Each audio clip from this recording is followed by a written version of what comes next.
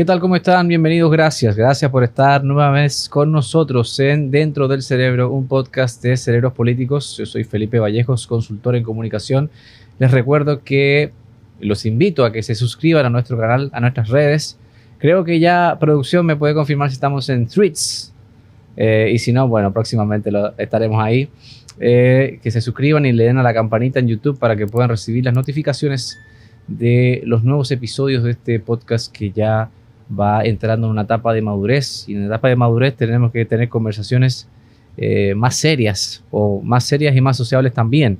Y hoy tengo la oportunidad, el placer y el privilegio de estar con una persona que para muchos era casi desconocido antes de incursionar en esta labor titánica que tiene en sus manos, pero en su espalda arrastra una experiencia importantísima a nivel técnico de consultoría. Al final, el corazón es el corazón y le dijo, servicio público es lo suyo. El señor Pablo Ulloa, defensor del pueblo. Muchas gracias, Felipe, y gracias por el equipo que te acompaña, que incluso veo caras y corazones que quiero hace muchos años, y realmente me siento muy complacido por la invitación y este espacio, que de alguna manera u otra no solamente sigo yo, sino gente relacionada a mí que me comenta continuamente lo que ustedes hacen, y les quiero felicitar, independientemente del agradecimiento de la invitación. Gracias, Pablo, gracias. Primero que todo, voy a entrar de adelante hacia atrás, voy a ir un poquito. ¿Te cambió la vida en cuanto asumiste un rol tan visible, tan importante como la Defensoría del Pueblo? Sí, no solamente a mí, porque tú sabes que decía Ortega, yo soy yo y mis circunstancias, y en ese sentido cambió muchas cosas. Cambió no solamente lo laboral, lo social, lo familiar y afectivo y personal, sino que la configuración incluso de tu día a día, de tu realidad, también se transforma justamente por la responsabilidad. Pablo, hace unas semanas tuvimos aquí a César Dargam, vicepresidente ejecutivo del CONEP, y él tiene que tener en su rol de vicepresidente ejecutivo tratar muchas veces varios temas de políticas públicas. Y hago el paralelo porque como defensor del pueblo no tienes una agenda fija temática, sino que vas evolucionando como evoluciona la Constitución de la República y como evoluciona la sociedad dominicana. Y te han tocado varios episodios muy particulares que han recibido la condena social y más recientemente la condena de los tribunales, pero más que nada de la opinión pública. Ya hablaremos de ello. Pero la condena social para los otros, claro. Por lo menos la aceptación y la favorabilidad para la gestión y las oportunidades que me han tocado. Y un paso muy valiente, debo decir. Pablo, en ese sentido, ¿cómo te has tenido que manejar? Porque obviamente eres una persona que viene de hace muchos años lidiando con temas de políticas públicas, haces relaciones, tienes amigos en todos los partidos, en las nuevas fuerzas políticas, gobierno de turno, oposición de turno, pero tienes que mantener cierta distancia, una sana distancia entre somos amigos, pero yo tengo un rol que cumplir. Mira, yo creo que de los elementos más bellos de esta gestión termina siendo el principio de la neutralidad. La ley del defensor del pueblo lo dice en el artículo 1, pero en la historia de Pablo siempre ha estado ese elemento donde yo he podido interactuar con todos y con todas, sin necesidad de marcar más allá de lo que corresponde. Yo no soy una persona de conflicto, es todo lo contrario. Yo genero de alguna manera soluciones a situaciones. Siempre me ha tocado ese rol por la parte de gerencial y creo que eso ha ayudado mucho en esta etapa. Ahora, la agenda, como son tantos derechos fundamentales y son tantas situaciones que existen en República Dominicana, indiscutiblemente varía a diario. En el día de hoy yo estaba viendo temas económicos, luego temas de transporte, luego temas personales, luego temas gerenciales que implican administración y finanzas, luego temas relacionados con estrategias comunicacionales y lo que implicará la semana próxima desde el punto de vista de varios aspectos que tenemos en carpeta. Fíjate, es un día normal y corriente donde tú arrancas ¿a qué hora? A las 3:30. Yo arranco normalmente a las 4, pero cuando tengo muchos temas, yo arranco a las 3. Y cuando concluye el día a las 9 de la noche, se supone que tengo que haber matizado no solamente el profesional, sino también el padre, el esposo, el amigo. Entonces es parte de esa dinámica del día a día que de verdad termina agotando por la diversidad. Porque si fuese sido un solo tema y tú le das con profundidad, no hay problema, porque es parte de los conceptos, la evolución, cambia quizá el matiz, posiblemente hay un enfoque diferente, una teoría, un elemento académico, o no, mira, una realidad, un choque social, pero cuando son tantos, sí te varía. Pablo, te encaminas, me corriges, a los 3 años. Este es el segundo año. La idea justamente en un año tendría 3. Perfecto. Cumplí ahora el 14, el segundo año. Ah, muy bien. En estos 2 años de trabajo, ya entrando en tu tercer año de gestión, ¿pudieras nombrarnos esos 3 grandes logros que te hacen sentir orgulloso de, bueno, todo este esfuerzo, toda esta exposición, todo este tiempo invertido ha valido la pena? Todo el sistema de atención al ciudadano, que fue certificado por la norma ISO 9000, es un primer logro, porque ahí entra el garantismo del cual yo hablaba cuando me postulaba. Todo el aspecto de transparencia, gestión por resultados, ese plan estratégico institucional, la ejecución presupuestaria en línea, todos los aspectos que hemos podido hacer en cuanto a check and balance a lo interno, es un logro y era también parte de la propuesta cuando hablábamos de una gestión basada en la eficiencia y la eficacia. Y la parte educativa, que es la más bella que tiene el Defensor del Pueblo, y tengo que significar muchos puntos, pero hay uno que de verdad me llena de alegría, que es la Constitución animada. El hecho de yo poder interactuar con niños, niñas y adolescentes y enseñarles la Constitución de la República en base a una estrategia lúdico-pedagógica, con los colores, los matices, la música y la dinámica, pero amparado en guías didácticas, termina siendo un impacto sumamente interesante para la institución. Por eso quise poner un ejemplo de cada uno de los componentes de ese plan estratégico institucional, que era la propuesta de valor al momento de postularnos para Defensor del Pueblo. Pablo, hay quienes suscriben que el reconocimiento de la necesidad de la existencia de la Defensoría o de un Defensor del Pueblo es como decir que el Estado verdaderamente no va a velar por el ciudadano cuando en la Constitución lo establece claramente. Hay otros que dicen que sí es importante la existencia de una figura como la Defensor del Pueblo porque es como un canal, es un puente entre la ciudadanía y, digamos, como un fiscalizador en cierta forma. ¿Cómo se define? ¿Cómo la gente pudiera entender en palabras sencillas, luego de tu experiencia, tu conocimiento de la ley, pero ahora ya en tu categoría de Defensor del Pueblo? ¿Cómo le podemos explicar a la gente en qué consiste esta figura tan importante?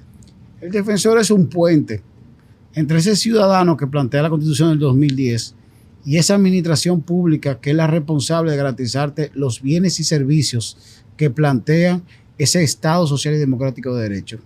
El defensor termina fiscalizando, evaluando ese delivery, esa forma como te llegan esos bienes y servicios y si realmente están llegando. Al defensor el que llega es aquel dominicano que está desahuciado por el sistema. Aquellas personas que el seguro, que el cupo de la parte educativa, que el tema de vivienda, que quizá un tema de propiedad, que un conflicto más allá con una institución del Estado, no tiene dónde recurrir y recurren al defensor. Hay que significar que el Estado dominicano tiene 12 instituciones que tienen que velar por derechos, pro industria, pro usuario, tanto de la superintendencia de banco como la superintendencia de Indotel, la parte relacionada con seguros, pensiones. Hay muchas instituciones que a su vez tienen unidades, direcciones o departamentos que están creados al amparo de la ley para garantizar ese derecho. Ahora, el único que tiene una jerarquía constitucional es el Defensor del Pueblo. Eso le da una prestancia y al mismo tiempo una responsabilidad y un rol en la arquitectura del Estado muy importante y muy significativo, que quizás es la parte más interesante cuando hablamos de la magistratura moral. Por eso el defensor tiene que ser flexible, comunicativo, rudo, seguro y al mismo tiempo asumir institucionalmente lo que le corresponda y por eso litiga. Ese litigio estratégico es parte de lo que nosotros planteábamos cuando hablábamos que teníamos atención al ciudadano, investigación, notificación y al final, si tenemos que ir a tribunales, lo vamos a hacer, lo hemos hecho y lo seguiremos haciendo sin ningún tipo de duda. Con esa firmeza, y tomo esa palabra tan particular que usaste, la rudeza, en el sentido de el máximo rigor de la ley. Quisiera que nos adentráramos en esos días donde fuimos testigos de una agresión, no solamente agresión en términos institucionales, sino directa, con tu persona, con tu equipo. Ahí estaba Harold, un gran amigo mío, que le mando un abrazo. Pablo, quiero saber, ya todos sabemos el resultado de ese proceso legal. ¿Sentiste miedo? ¿Qué pasó por tu cabeza en aquel momento con ese nivel de agresión y de hostilidad de agentes, particularmente de esos agentes de tránsito que estaban resguardando esa zona? Mira, parece mentira, quizás porque estamos hablando de temas políticos, pero yo sentí la gracia de Dios, porque hubo una seguridad que me llenó de tranquilidad para yo poder ser, vamos a decir, el escudo de más de 15 personas. Tú mencionabas a don Harold Modesto, puedo mencionarte a Juan Reyes, que es también amigo tuyo, Rosario, una serie de abogados y de personas de seguridad que estaban envueltos en la situación. Si yo no hubiese tenido la inteligencia emocional que Dios en ese momento me dio, muy probablemente el desenlace hubiese sido otro. Porque indiscutiblemente el nivel de conflictividad fue muy profundo y se generó un nivel de tensión que incluso hubieron armas de fuego que fueron de alguna manera manipuladas. Ese elemento de esa tranquilidad, de ese sosiego, ese equilibrio dio al traste que nosotros hoy pudiéramos estar conversando. Fue un momento muy tenso porque incluso el mismo dron que se había llevado a los fines de grabar fue ultrajado a la persona que estaba manipulando y tuvo que salir para seguir grabando. Y gracias a esos videos, la gente entendió que lo que se hizo fue apegado al debido proceso, que hubo un proceso apegado a un protocolo, que nos identificamos, que conversamos, que hicimos todo con los chalecos, los vehículos estaban rotulados, se hizo una primera aproximación en la garita, en el primer punto de control, luego llegamos, pero ya cuando entra el nivel de agresividad sobre la base de la fiscalización irregular que se hacía, del nivel de corrupción y todos los elementos relacionados con lo que pasaba en el canódromo, es lógico que el nivel de agresividad caiga muy fuertemente, porque tú estás llegando a romper un negocio, un micronegocio que se basa en la corrupción que termina siendo macro, porque tú no sabes hasta dónde puede llegar. Claro. Es lógico que el nivel de agresividad sobrepase lo que tú incluso estabas contemplando y el equipo de seguridad que estaba, porque realmente tú estás atentando contra su realidad, contra su bolsillo, y hay que ver contra cuántas cosas más tú estabas atentando. Por eso, ese nivel de agresividad sorprendió a todo el mundo y gracias a Dios no solamente el equilibrio pues, se pudo dar, sino incluso hasta la parte física se denota que todos levantamos las manos porque no queríamos agresión, somos gente de paz. Ahora, la firmeza de la aplicación de la ley no está sobre la base de lo que yo quiera como Pablo, está en el rol institucional que me ha tocado ser de defensor del pueblo, y mientras esté en la posición se va a ejercer con la autoridad que me confiere la Constitución en su artículo 190 al 192 y la ley 1901, porque para eso fue que el Congreso de la República me eligió por estos 6 años. Pablo, ¿se hizo justicia y de alguna forma se ha logrado solventar o enfrentar el problema? El problema fue solventado, independientemente que quizás desde el punto de vista del ciudadano, que es lo que yo soy, hubiese querido un matiz diferente, no solamente porque se configuró carpas, lugares, el Banco de Reserva cambió su sistema, ya el ciudadano tiene otro mecanismo, sino que se va a construir otro lugar con otras condiciones físicas. Ahora, si yo lo veo de un todo, realmente tengo que criticar a una sociedad que permitió que un sistema de control vehicular llegara a donde llegó el canódromo. Es un elemento, es un indicador de cómo nosotros vamos dejando que las cosas se tornen a un nivel tal que no nos importa nada. Ese laissez-faire que hablan los franceses se denota, y por eso justamente el canódromo simbolizaba ese nivel de corrupción, ese nivel de maltrato al ciudadano que fue enfrentado por una institución, en este caso el Defensor del Pueblo. Pablo, lo del canódromo, eso es un momento, ¿podrías catalogarlo como el más difícil de tu gestión, como un punto de inflexión? ¿Cómo pudieras definirlo? El canódromo yo creo que fue un momento de reflexión, porque posteriormente tener que ver la cara a mis compañeros y compañeras que pasaron esa situación, incluso a mí me llenaba de vergüenza, porque son profesionales que en ningún momento nadie hubiese querido pasar ese mal momento. pero al mismo tiempo me llenaba de fuerza para entender que lo que estábamos haciendo terminaba siendo un mensaje para una sociedad que anda buscando lo que es el régimen de consecuencia. Quizá sería uno de los elementos de la gestión en cuanto al legado, no tan luminoso como para un académico o para una persona que entiende que la gestión pública tiene un matiz más ético, más moral, pero termina siendo también un elemento firme de un servidor público que quiere hacer las cosas de manera correcta. Si yo lo reflexiono en grandes rasgos, van a haber momentos más bellos, más impactantes desde el punto de vista social, que tienen que ver con más derechos relacionados al día a día del ciudadano, pero también el canódromo termina siendo una simbología de ese Estado que nosotros queremos que sea más eficiente, más transparente, que se base en una administración pública moderna, que tengan unos rasgos más humanos y que se apegue más a esa Constitución del 2010, que decimos que es un Estado social y democrático de derecho, que eso implica que el ciudadano que tiene el poder. Pablo, no sé si lo has podido palpar. A veces uno piensa que las redes sociales son el mundo y no lo son. Particularmente redes que hacen mucho ruido, pero que en términos estadísticos no son tan usadas como otras redes. Pongo el caso específico de Twitter. Pero de alguna forma mueve la aguja de la opinión pública. Y en ese mundo de la opinión pública o una parte de la opinión pública han venido ocurriendo o surgiendo reclamos de deterioro de algunos servicios públicos. El Defensor del Pueblo está monitoreando la situación, ha llegado a algún tipo de denuncia concreta. ¿Es verdaderamente así de una perspectiva, digamos, autónoma como la tuya?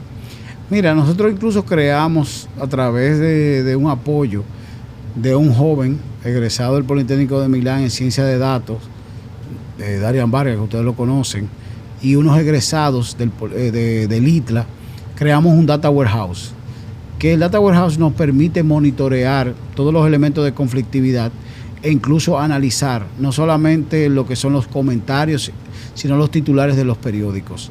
Eso hace que el Defensor del Pueblo haya aumentado en más de un 100% de los casos de oficio que hace. Por lo tanto, nosotros estamos atentos absolutamente a todo lo que tiene que ver con el servicio público. Hay servicios que sí han menguado su calidad y es parte del día a día. Por ejemplo, el metro y el sistema 911 son dos casos emblemáticos que implican que el defensor está muy atento a lo que está pasando en tiempo de respuesta, en recorrido, en características, para poder de alguna manera u otra responder al ciudadano. No necesariamente tiene que ir un ciudadano al defensor para el defensor activar. Por eso es tan importante los casos de oficio, porque le dan la flexibilidad necesaria al defensor de poder introducirse en elementos que son importantes para el ciudadano y poder dar respuesta, incluso hasta antes que la mayoría de las personas se den cuenta de la situación que está pasando. Pablo, hablabas, me pareció muy interesante el tema de la Constitución animada. Háblanos un poco del resultado de esa educación permanente, un tema tan elemental para todo país, donde evidentemente aquí hay, vamos a decirlo elegantemente, un importante espacio de mejora. ¿Cómo ha sido la recepción en las escuelas?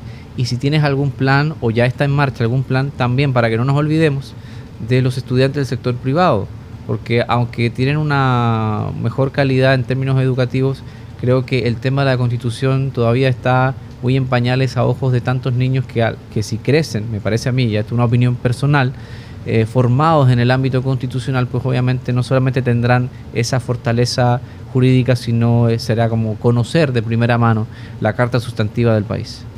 Mira, gracias a la estrategia del Defensor del Pueblo ha impactado más de 50,000 personas desde el punto de vista digital.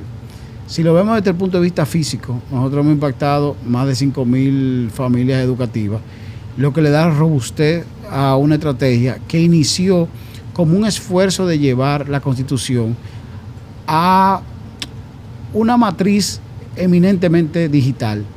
Pero dada la complejidad de la sociedad dominicana y las oportunidades, pudimos plantearlo en materiales didácticos. Por eso te hablaba de 3 guías didácticas: una guía para padres o familias, una guía para docentes y una guía para estudiantes.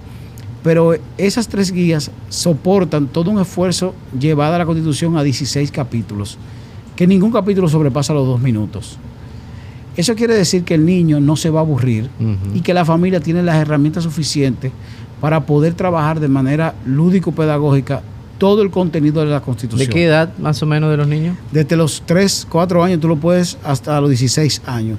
Todo profesor que tenga un nivel de creatividad mínimo puede extenderlo hasta el final de lo que es el segundo ciclo de educación media, que vendría siendo el 6º grado, que en el tiempo de nosotros era el 4º de bachillerato. Se hizo de esa manera justamente para poder impactar los 3 ciclos formativos del sistema educativo, inicial, básica y media. Y a su vez, los mismos niveles poder impactar en los subciclos que están a lo interno. Por eso la profundidad del trabajo se hizo de tal manera que no habláramos de conceptos, sino que habláramos de competencias, porque la reforma en términos curriculares de República Dominicana, ese es el enfoque. Por eso el defensor ha podido hacer una estrategia que es innovadora, pero es pensando en transformar, no en solamente quedarse en la parte de marketing o de publicidad, y por eso nosotros hemos podido disgregar el trabajo no solamente digital, sino también físico. Queda pendiente un acuerdo con la Asociación Nacional de Instituciones Educativas, AINEP, para poder llegar al sector privado. Hay que significar que la matrícula en República Dominicana rondará 2.8 millones de estudiantes, donde casi 600.000 están en el sector privado, matizados mayormente en educación inicial y educación media, por el hecho de las características de que la educación de primeros grados o estimulación temprana es lo más importante, y educación media es porque normalmente es la que está perfilando para la parte universitaria, y la clase del primer quintil está pensando siempre en migrar a Estados Unidos, por lo tanto le dan más importancia. Y nosotros nos hemos significado en un acuerdo con el Ministerio de Educación y un acuerdo con AINEP para poder lograr que todo el que esté en el sistema educativo dominicano tenga la capacidad de poder tener su constitución. Además, no solamente lo hemos hecho a través de un landing page, sino tenemos el código QR que te permite entrar y manipular la constitución de tal manera que tú no requieras de un solo peso para poder aprender tu constitución. Esto está en la página web de... Todo, o incluso se hizo un landing page aparte.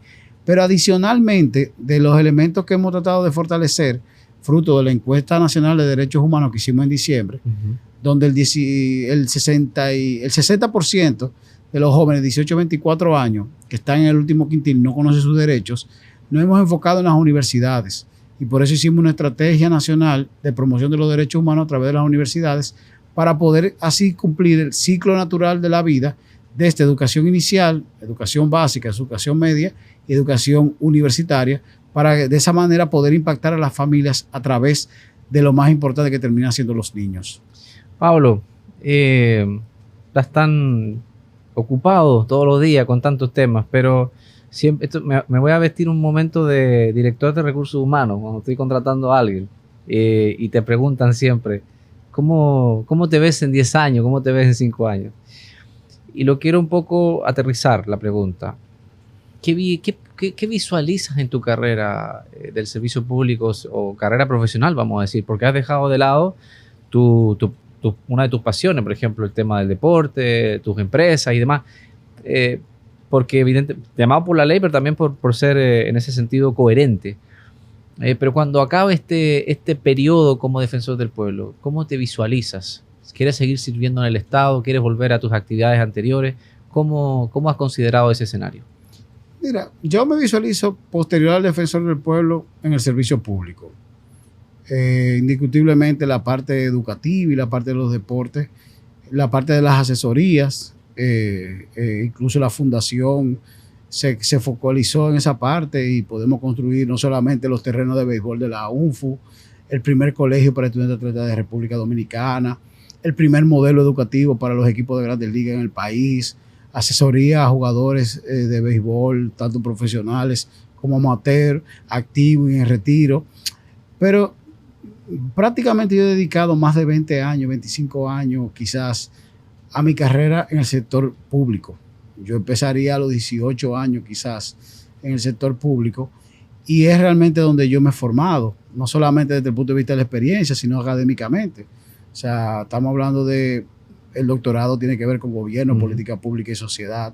Las maestrías tienen que ver con alta dirección pública, con economía y relaciones de cooperación, políticas públicas en términos educativos y otros más.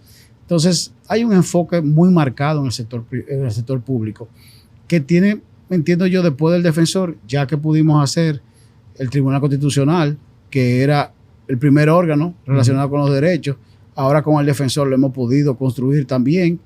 Ya son las dos experiencias relacionadas con lo que traía la Constitución dentro del punto de vista de los derechos. Creo que ya hay dos elementos para que el ciudadano pueda evaluar qué tanto se ha aportado o no se ha aportado. Y el servicio público es tan amplio que gracias a Dios tenemos muchas oportunidades. Formado en la zona universitaria, dijiste alguna vez que eso marcó tu vida en muchos sentidos porque pudiste conocer de primera mano todo lo que es la UAS y el entorno académico. Hay gente que dice que la UAS, al ser la primada de América, nos llena de orgullo en ese sentido, pero quizás hay muchas situaciones que deben atenderse para su fortalecimiento. ¿Qué harías diferente? ¿Qué propondrías aquí? Una conversación entre amigos de qué podemos hacer más por la UAS para que la UAS no solamente esté a la altura de su propia historia, que es enorme, sino a la altura del futuro que se avecina. Mira, yo creo que esa reflexión es de América Latina. Nosotros tenemos que enfocarnos desde el punto de vista de las universidades públicas en la demanda y menos en la oferta. Desde que tú le cambias el modelo educativo a un factor como el que estamos describiendo, ya todos los esfuerzos de la universidad caen justamente en lo que el mercado laboral necesita. Hay un aspecto que tiene que ver con lo social, porque no las universidades del Estado, las universidades públicas en América Latina no están concebidas necesariamente para un tema transaccional de mercado puro y simple, porque el Estado también tiene que tener otras áreas que van más allá desde el punto de vista mercurial y va a lo social. Pero la demanda te tiene que significar investigación y desarrollo, generación de egresados, profundización de conocimiento y al mismo tiempo masificación de información.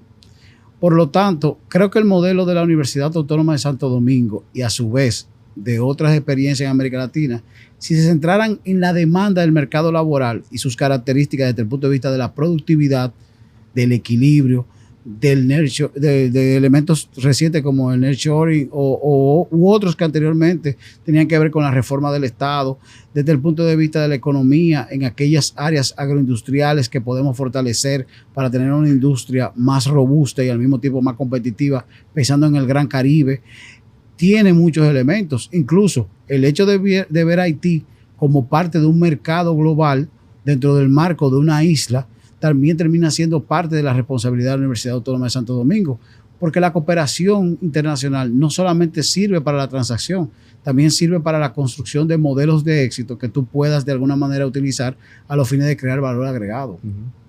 Pablo, extrapolándolo al ámbito que tú muy bien conoces, que es la formación de los atletas, de peloteros, beisbolistas. Cuando ves informaciones en los medios de un beisbolista, un recién firmado que tuvo un accidente automovilístico, iba en un vehículo de lujo y falleció, o se vio envuelto en una situación ilegal y con eso se le rescinde su contrato, te duele un poquito, te lacera en el sentido de que has invertido tiempo, esfuerzo y años en juntar talento, pero como bien orientado a través de la educación. Tú sabes que mi Premio Nacional de la Juventud fue de un modelo educativo para el equipo de Grandes Ligas. Antes de que llegara ese proyecto que implicó 15 equipos de Grandes Ligas y la misma oficina de MLB para América Latina, no solamente se perdían muchos atletas, sino que ni siquiera podían viajar a Estados Unidos porque no tenían las herramientas básicas, no solamente el idioma, sino el social skill, la parte académica, otros aspectos. Entonces, ver cómo se ha desarrollado la industria también te genera ansiedad de ver cuáles aspectos nosotros le hemos dado de lado. La regularización del sistema de formación para ser jugador profesional requiere una mirada del Estado. 5,000 jóvenes se inscriben anualmente para ser jugadores de béisbol. De esos 500 firman. Así como Jaime King, que acá firmó con Milwaukee, hay 500 que firman. Los otros 450, los otros 4,500 son pasivos sociales siempre y cuando sus familias no sean responsables y no le mantengan en un nivel educativo básico para poder pasar luego al universitario. Y eso no pasa. Muchos de los padres lo que hacen es que incentivan no solamente que dejen los estudios, sino que utilicen sustancias controladas. Y eso es un tema eminentemente moral. No le corresponde al Estado necesariamente, salvo la supervisión, la regularización y de alguna manera u otra el rigor de los entrenadores. Pero los padres tienen que ser responsables con sus hijos. Es una bomba social. Entonces, al fin y al cabo, cuando un padre es el primero que está incentivando el uso de esteroides, es el primer irresponsable. Claro. Porque está utilizando a su hijo como un mecanismo mercurial para poder salir de una situación económica, en vez de ver a su hijo lo que debiera ser. La luz de sus ojos y la razón de ser de cualquier padre termina siendo ese hijo que nació en una familia de bien. Ahora, el Estado tiene una responsabilidad que le ha dado de lado, que ha sido irresponsable, y todos los ministros de deporte lo que han terminado haciendo es parte de la misma red que incentiva la creación de programas de desarrollo de peloteros sin ningún tipo de supervisión. Y ahí entonces se generan esos niveles de corrupción, tanto dentro del equipo de grandes ligas como dentro de los mismos entrenadores, pero también el uso de sustancias controladas que no debieran de ser, porque al fin y al cabo esos niños o no firman o terminan siendo de alguna manera afectados por situaciones de salud, por el uso indiscriminado de sustancias que no debieran de hacer ni para su edad ni para su cuerpo. Pablo, con tantas obligaciones. Y quizás me entendí mucho, no, pero realmente es un tema de irresponsabilidad, porque Major League Baseball en el país le genera casi $300 millones. Si nosotros lo viéramos con el nivel de profesionalidad que debieran de tener, nosotros tuviésemos una industria bien organizada, un ministerio de deporte dándole la respuesta, un Instituto Nacional de Formación Educativa, INEFI, incentivando lo que tiene que incentivar, una formación del docente de la parte deportiva con una visión clara, pero al mismo tiempo tuviésemos lugares de apoyo. Los comisionados de béisbol, empezando por el de béisbol profesional, debieran tener una lógica diferente, y los equipos que constituyen la liga también tendrían que tener una situación distinta, porque el dominicano se desarrolla como todo latino por encima de los 18 años. Uh-huh. El 3% es que llega a grandes ligas del 100% que firma, y el 1% se estabiliza por menos de 5 años. Si tú le das un enfoque eminentemente economicista a eso, te va a dar a entender que el béisbol termina siendo un área que se puede aprovechar mucho, así como complementan las remesas la economía dominicana. Así mismo el béisbol, si tú haces un buen plan de inversión extranjera de los peloteros, te dan generación de riqueza y valor agregado, porque ingresan justamente a las comunidades más pobres del país. ¿Cómo lo visualiza? En Estados Unidos he leído algo al respecto, me puedes aquí edificar, y es que en las universidades tú puedes acceder a una beca o formarte como futuro atleta, como futuro tenista, futuro futbolista, pero debes rendir un cierto nivel o alcanzar un cierto grado académico. ¿Esa es parte de tu visión? Es que ahí entra el concepto del sistema. Mira, es imposible que para tú ser jugador profesional tú tengas que dejar los estudios. Pero ¿qué pasa? Que el mismo sistema educativo te castra para tú poder hacer las dos cosas al mismo tiempo.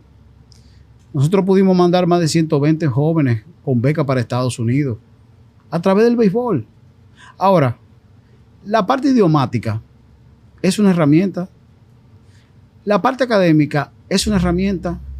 La parte atlética es una herramienta.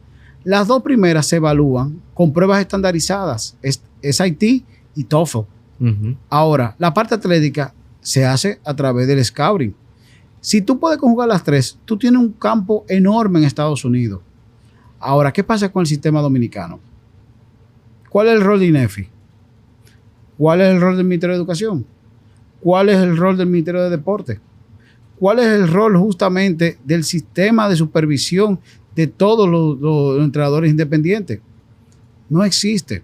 Son islas aparte que no confluyen, y cada quien está pensando en una agenda desde el punto de vista electoral o de posicionamiento individual, en vez de pensar que es un solo sistema que te genera 300 millones de inversión de los equipos de Major League Baseball, que son 30 en el país, pero te generan ¿cuántos? 100, 150 millones de contratos anuales ¿de cuánto? De 102, 105 peloteros dominicanos que están en grandes ligas.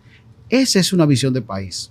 Ese es un concepto. Así como Miolán incentivó el turismo en un momento dado, así el béisbol puede ser una cantera, pero no solamente por la firma, para que no se vea desde el punto de vista eminentemente económico, de que los jóvenes dominicanos que quieran inmigrar de manera regular a Estados Unidos puedan irse con becas al sistema educativo norteamericano a través de una disciplina tan noble como el béisbol u otros deportes, porque al fin y al cabo tú estás formando valores, conceptos, conocimientos, por lo tanto estás haciendo un ser humano integral. Y ese es el punto del sistema educativo.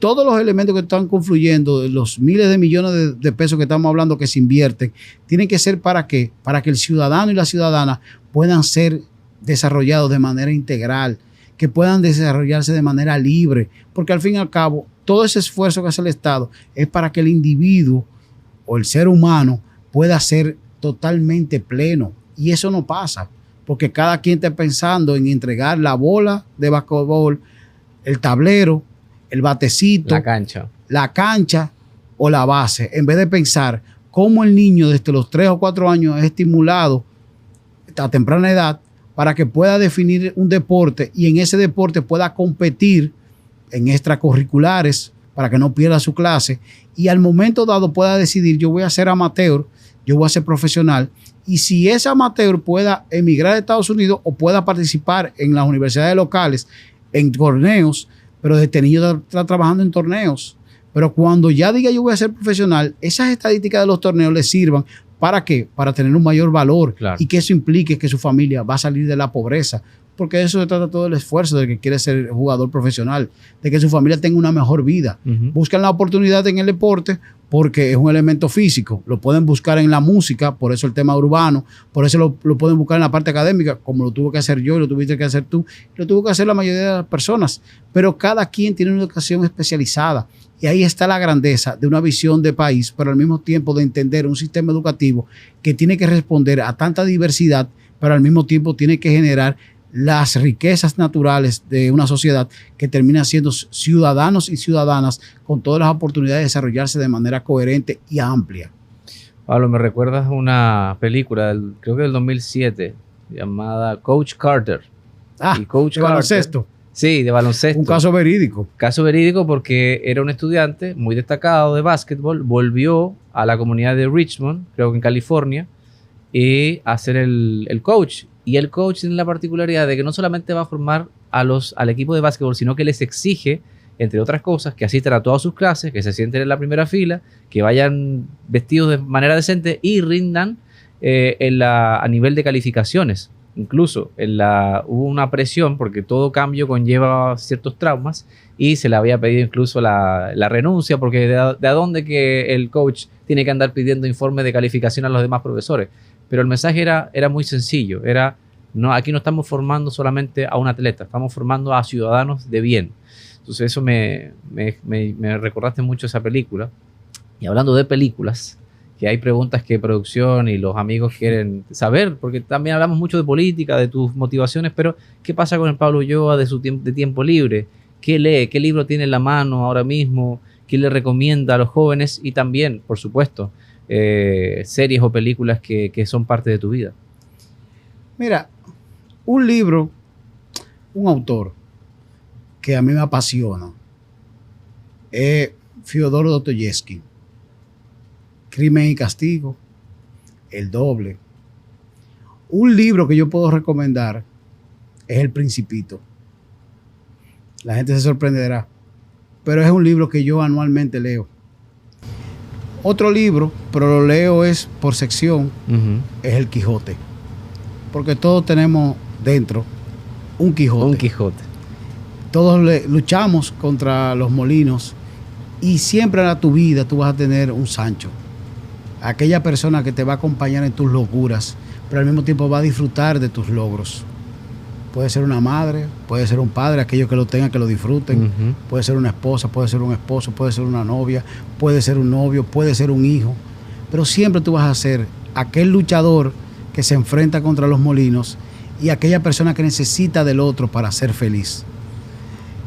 En cuanto a las películas, te pudiera decir que El Padrino, James Bond, y ahora estoy viendo, quizás llevo 10 veces cada una, Volver al Futuro por Enrique. He tenido que verla, que yo no te puedo explicar. Hay que verla 15 veces. Sí. No, yo llevo 10 de cada una y son 3. ¿Te sabe el diálogo de memoria? No, tú no te imaginas. Es más, sube el capote, la puerta del carro, y ya yo sé lo que va a decir el joven. Pero mira, ahí entra justamente el disfrutar las cosas con tu realidad. Si tú me decías hace, qué sé yo, 30 años, que yo iba a tener la capacidad de poder ver lo que yo he podido ver, yo te decía que no es verdad, por las limitaciones.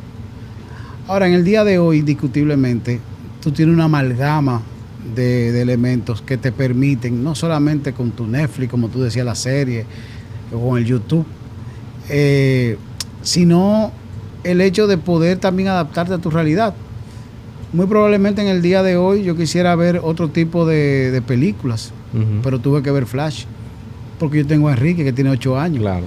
Entonces, ya las madrugadas es donde yo puedo tomar el tiempo para poder ver algunos aspectos que yo tenga que ver, pero todo se centra en los espacios de ocio, en poder darle ese valor, esa significación a lo que termina siendo la familia. Y ahí yo creo que más yo decirte cuáles serían las series o los libros, es decirte en qué momento tú puedes disfrutar y con quiénes tú puedes disfrutar.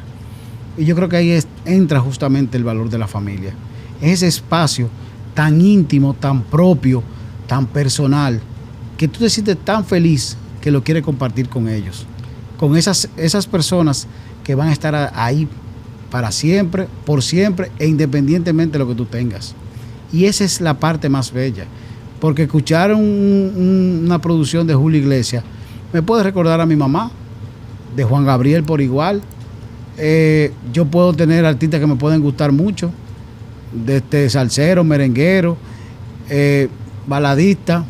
Puedo pensar en un Miguel Bosé, puedo pensar en un Joaquín Sabina, puedo pensar en el mismo Cigala, quizá una línea muy española por la formación, pero quizá puedo ser ecléptico y me puedo volver más un YouTube, un The Police, pensando en el rock de los 80.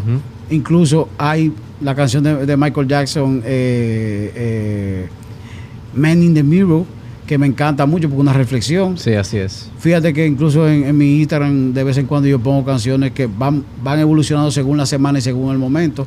Porque yo soy muy musical. Eso yo te puedo decir que yo disfruto mucho la música, de todas las músicas. Bueno, yo estaba los otros días buscando Tribalista, que es un grupo brasileño del principio de los 2000, que me marcó mucho en un momento dado de mi vida, en un momento de tristeza. Incluso yo estaba viviendo en ese momento en Argentina. Pero como eso yo te puedo decir una amalgama muy amplia. Pero yo te digo a ti, más que el input de esa película, de esa canción, de ese libro, es con quién tú lo disfrutas y cómo tú lo disfrutas. Y ahí que está la grandeza. No importa las características materiales, sino las espirituales. A menos que Enrique quiera oír el burrito sabanero 10 veces. No, porque ahí cambia, tú sabes. En un momento le gustaba Ozuna. Ah, bueno. O sea, que yo te imaginas que del mar, ya yo me la sabía, sí, yo bailaba solo, pero según el mar con la pedra dicen en el campo. Ya esa edad es repetir y repetir y repetir. Pero hay que complacerlo porque esos momentos no se le van a olvidar nunca. Totalmente. Incluso ahora está practicando ping-pong.